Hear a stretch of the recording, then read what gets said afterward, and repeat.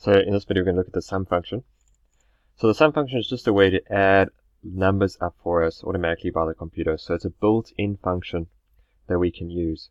So for example, instead of going throughout this entire column like what they've shown us over here, basically using the plus symbol to add 1 plus 2 plus 3 plus 4 plus 5, etc.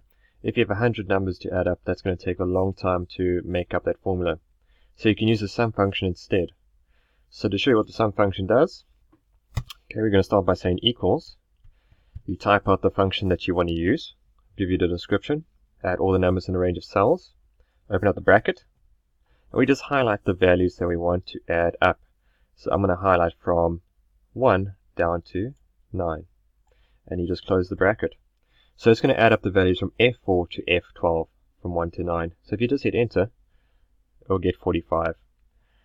So let's just have a look at this exercise. So let's say we want to add all of these numbers up, both of these columns. So here I'm going to say equals sum, open bracket, highlight the values I want to add up, close bracket, enter, and the same in this case, equals sum, open bracket. I mean, you can highlight all of them.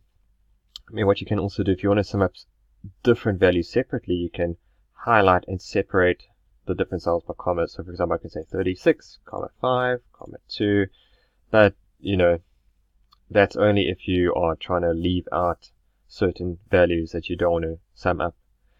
But otherwise you can just highlight, which is this way. So that is the sum function. Let me know if you have any questions.